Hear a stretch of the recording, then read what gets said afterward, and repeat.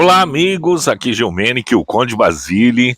Estou aqui direto do Castelo Santa Saracali, em Peruíbe, no litoral sul de São Paulo. Final de tarde, sim, gostoso, já entrando friozinho, já estando aqui, sentindo já o frio chegar, que é aconchegante. Apesar de que no litoral paulista não se faz frio. Frio, entre aspas, assim, fica aquela coisa. Tem dias que são mais friozinhos e outros não. Tô aqui, bem aqui, ó, na gruta de Santa Saracali. Ó, onde tem a água aqui, seria água doce, né? Simbolismo forte, que essa gruta, ela simboliza a gruta onde Santa Sara teria sido enterrada lá em Saint-Marie-de-la-Mer, na França, a primeira vez, quando a igreja não aceita ela, aí foi enterrada na gruta da igreja e tal. E aí tem essa história que poucas pessoas conhecem dali para frente, depois que ela já está dentro da igreja, já está lá nas criptas lá embaixo, onde ela está até hoje lá, e mesmo não tendo sido canonizada pela igreja católica, né? E o que acontece? Aí confunde, muita gente vai a Saint-Marie-de-la-Mer e fala assim, eu fui na gruta de Santa Sara. Não, você foi lá na cripta onde está Santa Sara. E a igreja, fui na igreja de Santa Sara, também não é a igreja de Santa Sara, é a igreja de Saint-Michel. Outros falam São Miguel e tal, mas São Michel, que onde está. E os restos mortais e desta igreja que são louvados são os das Marias do Mar, Jacobina e Salomé, que estão lá no alto da igreja, lá em cima, bem ali diante de todo o altar. Então, na parte de cima e tudo aquilo, é falado-se muito mais sobre Salomé do que Santa Sara. E ela está lá e ela sai apenas para público, né, na procissão, nos dias 24 e 25 de maio, que é o dia em que Saint-Marie-de-la-Mer se ganhou este nome, porque antes chamava-se Petit Romé, e aonde chegou a embarcação com as Marias do Mar, e aí depois ganhou o nome de Santas Marias do Mar por causa do naufrágio. Se você não conhece ainda a história inteira de Santa Sara, vai aqui na minha playlist, procura lá. Santa Saracali, a filha de Jesus com Maria Madalena. A história proibida. Você vai lá, olha, e aí eu conto passo a passo como foi o naufrágio, a concepção de Sara, onde ela nasceu, que foi no Egito, quando ela volta, porque ela é a filha de Jesus, né? Falo sobre o Santo Graal, falo sobre os Cavaleiros Templários e tem mais detalhes. Hoje a gente vai estar falando sobre a fé. O que acontece? Quando a gente tem fé, né? E a fé é principal, né? Dizem que a fé move montanhas. O caso de Santa Sara, por que eu vim falar sobre isso? Porque é muito importante saber que Santa Sara, ela é uma santa por aclamação, é uma santa pela fé do povo brasileiro, pela fé do povo de lá de Saint-Marie-de-la-Mer, pela fé do povo cigano. Então as pessoas tornaram, né, a confiança depositada na imagem de Sara, na história de Sara, e como sua fé. Assim como vários outros santos são aclamados pelo povo, e aí a igreja vai beatificar, depois tal, até chegar à sua canonização, que é a oficialização dele e o reconhecimento como santo para aquela igreja, né? Seja de qual denominação, católica, romana, ortodoxa, antioquina, tem várias, né? Várias denominações. Então é feito dessa forma. Só que, na verdade, tudo se baseia onde? Na fé. Onde você começou a acreditar. Então, o princípio de tudo, para acontecer as coisas e para a devoção, você tem que crer. Crer em algo, crer em alguma coisa, crer numa história, crer em alguma coisa, e aquilo vai ativar dentro de você o teu poder. A fé nada mais é do que o nosso poder encarnado. Nós somos espíritos. O espírito, ele tem todas as informações do universo. Sabia? Você tem ali todas as informações do universo. Gil, mas imagina, como é que eu tenho todas as informações do universo se sequer eu sei a resposta de onde vim, para que vim, por que vim e tudo mais? Sim, você tem essas respostas dentro de você, sim. Por que que acontece? Por que que a gente, então, não acessa isso? Porque nós somos divididos em três. O espírito, o perispírito e o corpo físico. Quando a gente encarna, a gente tem essas três divisões. O nosso perispírito, ele vem como uma lente. O espírito é a imortalidade.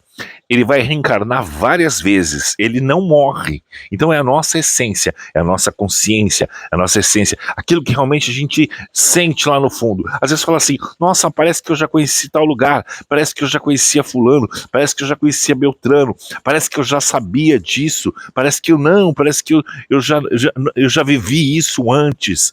Não, mas não é possível, tal. Então é essa coisa. Então o espírito é isso.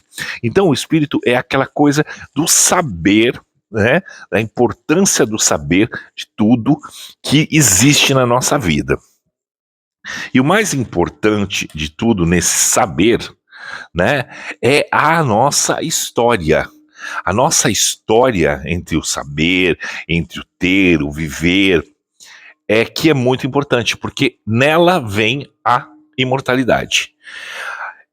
E aí essas informações do universo fazem parte de nós, né? Essas informações, né, vindas do universo faz parte da nossa vida. E esse é o nosso espírito. O perispírito seria a mediação entre todo esse conhecimento vindo já da sua criação do espírito e o corpo físico, que é a sua vida na Terra. É o personagem, a história que você veio à Terra para vivenciar. Então, você vem para vivenciar uma história, vivenciar uma pessoa. Para isso acontece de você nascer na família X, com o povo X, com o parente Y, assim, sabe? Para já ter aquele molde de acordo com a roda das encarnações, de acordo com o que a gente fez ontem.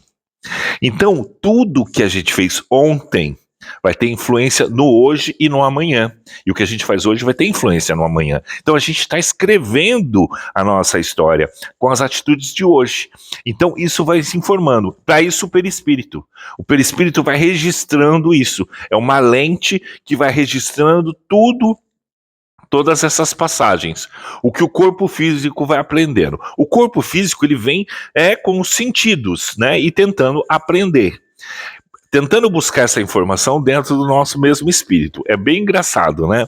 Então a gente nasce com toda a iluminação, por isso que as crianças têm toda a pureza, tem todo o contato com o espírito original. E o perispírito é essa lente, que imprime tudo e que fica tudo impresso. Como um HD de memória, como um cartão de memória, como um pendrive gigante ali. Mas é mais um HD mesmo, porque ele tem a questão de acessos das pessoas. Beleza, então o que acontece? O perispírito ele vai ficando, né, cada vez com mais informações positivas, negativas, tal. Quando a gente sofre algumas máculas, né, que a gente sofre problemas, e o sofrimento, ele é uma coisa escura, ele é a ausência de luz na vida da gente. Então o que acontece com essa lente? Ela vai ficando turva, até ficar completamente manchada, completamente borrada e impossível de passar a luz do conhecimento do nosso espírito. Então, quando crianças, nós temos acesso a todos os conhecimentos, mas o corpo físico está aprendendo. De acordo com o nosso aprendizado, com as máculas que nós vamos passando, já desde a gestação, a mãe às vezes que rejeita a criança já no ventre, que a criança está lá sendo gestada, já está em estágio grande, avançado da gestação, e ela está ouvindo aquela rejeição, aquelas coisas tudo, aquilo já vai gravando no nosso perispírito, já vai gravando ali, aquela lente ali, já vai ficando maculada, já vai ficando turva. E isso vai impedir a gente de se conectar com o nosso eixo. Então, quando a gente nasce, a fé, o que é? O combustível. É a combustão, né, que dá assim a força, é como se fosse um isqueiro para acender o fogo, para acender as coisas. Essa é a nossa fé, o combustível ali.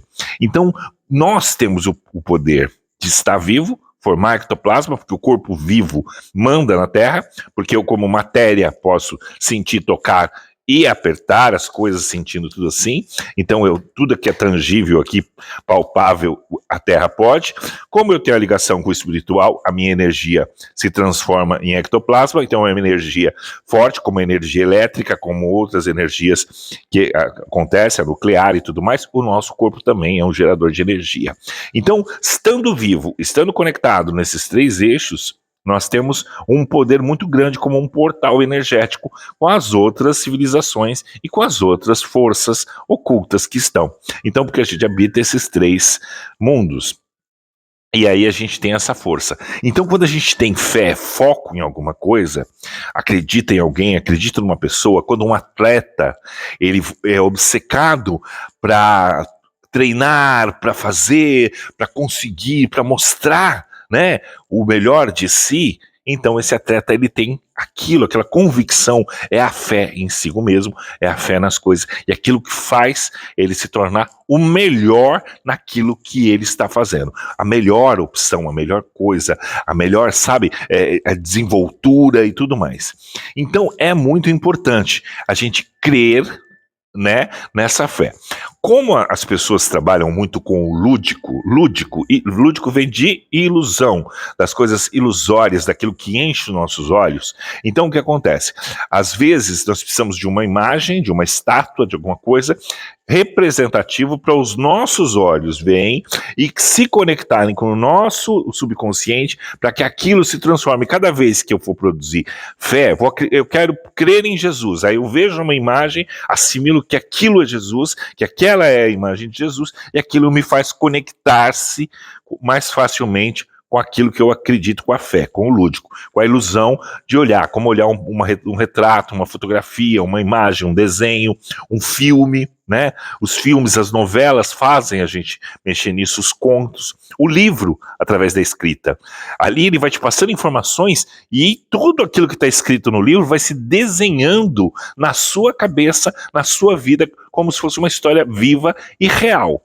Isso é a fé, é aquilo que faz você acreditar em algo ou em alguma coisa. Ah, então nada existe. Pelo contrário, a fé dá vida a tudo. Ah, mas então a pessoa está acreditando naquilo, mas aquele santo, aquela coisa, não vai resolver a vida dela. Vai! Claro que vai. Por quê? Porque aquela imagem, aquela história despertou a programação e a geração de uma energia poderosa para que as coisas aconteçam no universo. Ah, então só vai funcionar para quem acredita, para quem tem fé? Não, funciona para outras pessoas. Porque quem não acredita no lúdico vai acreditar em si mesmo, vai acreditar no seu poder, no poder da palavra, no poder da ciência, no poder do medicamento, no poder tecnológico, mas não deixa de ser uma manifestação de fé. Fé nada mais é do que a convicção que nós temos por alguma coisa. Então, se eu sou convicto de que o medicamento que eu vou tomar vai me curar, automaticamente, além da química composta no medicamento, eu tenho também a minha confiança e a minha energia ectoplásmica, que vai transformar aquele medicamento, quando ele entrar no meu corpo, ele vai ativar o meu corpo a fazer todas as defesas exatas para que aquilo melhore. Se eu acredito demais numa cirurgia, num cirurgião, num médico, eu vou estar ajudando ele praticamente em 100% de êxito no que vai acontecer. Quando eu acredito num professor, numa pessoa que está me ensinando, ou num dirigente espiritual, num pastor, num padre, coisa... Tudo aquilo que ele está me fazendo vai me fazer um bem de alguma forma. Por quê? Porque eu estou dando o combustível para que as coisas aconteçam, seja para quem é espiritualizado ou que crê em alguma religião, em alguma coisa, ou até mesmo os ateus. Só pessoas que têm convicção. Fé é convicção. Quando você se doa, acredita, por isso que eu falo, tenha primeiro fé em si mesmo. Por quê? Porque as respostas estão em você. Quanto mais você acredita em você, mais você limpa a lente do perispírito. Lembra do perispírito do começo da novela, do vídeo da novela, do começo da história? Aquele, né, que é o HD de memória, quando você limpa ele, deixa ele transparente, Quando você crê em você, quando você começa a crer no seu potencial, em você, no teu corpo, na tua ajuda, em tudo, na tua autoestima, em tudo, você começa a se valorizar. O que acontece? Você tira lá de dentro a força, limpa a lente do perispírito e automaticamente você se conecta com o seu espírito, com a sua imortalidade. E por ser imortal, você carrega todas as informações das suas vivências passadas, principalmente os aprendizados. E aí, de repente, flui para você. Aí você fala, olha, eu fiz tal coisa, mas eu nem sei como eu sei, eu não sei como eu aprendi. Nasci com um dom, com um talento. Não, você tem essa informação dentro de você. A única diferença é que pessoas conseguem acessar facilmente as informações que existem já na nossa imortalidade do espírito, do eterno que existe em nós, e outras pessoas estão tão maculadas ao seu perispírito que não conseguem enxergar potencial em si mesmo. Então, nós temos potencial para tudo, não importa a nossa forma física, não existe deficiência para o espírito, a imortalidade que existe aqui, ó, que é o que nos rege, que é o que nos põe aqui na Terra. O corpo físico faz a nossa ligação terrestre. Nós precisamos cuidar. Nunca podemos deixar de cuidar dessa parte material, que é o que nos segura na Terra e produz energia. É a máquina, né? É a máquina, é a bateria, é toda a parte assim. Agora, a condução de tudo isso somos nós. O perispírito, as informações adquiridas pelo corpo físico, né? E o espírito, que é imortalidade e a sabedoria suprema, que já está lá em cima, que não morre nunca e que tem toda a energia. Quando a gente tem que procurar a biblioteca maior, a informação maior, está dentro de nós. Quem escreveu os livros? Os seres humanos. Quem escreveu as regras? Quem desenvolveu as máquinas, a tecnologia, tudo? Os seres humanos. Da onde eles tiraram? Qual foi o livro maior que teve? O espírito. A informação vem com você. Quando você se pergunta lá dentro, olha uma coisa, olha uma receita, olha aquilo e fala assim, como é que eu faço isso? Vai buscar lá dentro de você. Você vai achar e vai conseguir fazer. Então todas as imagens, os santos, as histórias, a energia que eles têm, principalmente essa força toda, saber da história deles, das coisas todas, vai te dar o quê? Uma informação e uma convicção de como crer que essas criaturas mágicas, que são os consideradas santos, principalmente os de aclamação, os que foram eleitos a serem louvados e adorados pelo povo, pelas pessoas mesmo. Então, a história deles vai te revelar muita informação, e é ela que vai te fazer crer ou não, porque ela vai bater de alguma forma lá dentro com o que você acredita, com o que você tem. Então os santos, a história deles é muito importante para a nossa fé. Por quê? Porque é lá, sabendo mais sobre eles, é que nós vamos se identificar com eles. A vivência deles, a história deles, o sofrimento e tudo aquilo que eles passaram vai ter muito a ver. É aquilo que te toca internamente. E o que te toca internamente desperta você a sua convicção, e uma convicção de fé e de melhora. Quando a gente não consegue crer em nós mesmos, eles nos ajudam, porque quando a gente crê na história deles, a história, pode ter certeza, tem uma semelhança com você, tem uma semelhança com a tua vida, e é por isso que potencializa o seu poder de melhora e de buscar ajuda. É sempre bom, é sempre importante. As pessoas perguntam, de que religião você não seria? Ou de que religião você seria? Ou por que você é dessa religião? Já viu essa pergunta? Já tentou saber a sua resposta? E para quê? E por que ela é tão diferente a cada pessoa? E por que as críticas à religião do outro é tão forte e tão diferente entre as pessoas? Exatamente, pela identificação sobre a sua história de vida, sobre o seu problema.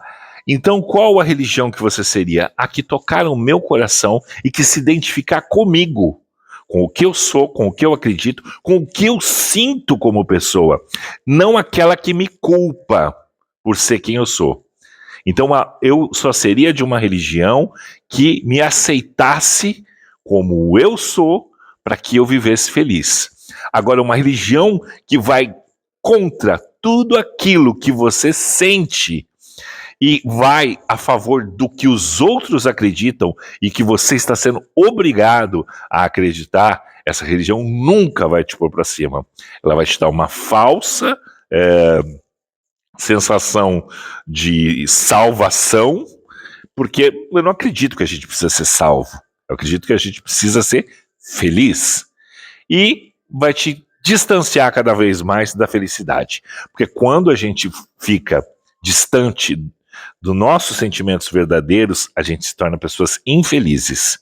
E pessoa infeliz gera infelicidade e sempre vai ficar procurando cutucar o outro para ser infeliz como ela. Nunca vai aceitar que o outro seja livre e ela tenha que viver ali à sombra de regras que não combinam com o seu íntimo.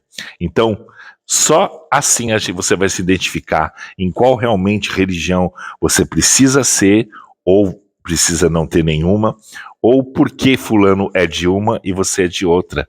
E tá tudo certo, não precisa brigar. Só cada um no seu quadrado.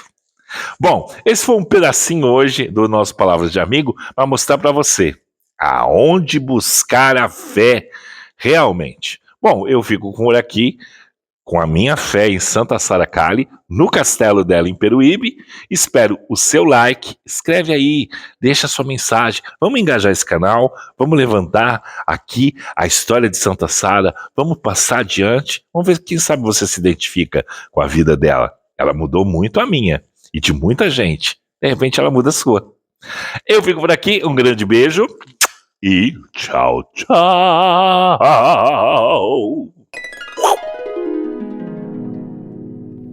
Se você chegou até o final do vídeo e gostou, deixe seu like, se inscreve no canal Gilmenick Conde Basile. Não deixe de se inscrever para próximos vídeos. E tchau, tchau!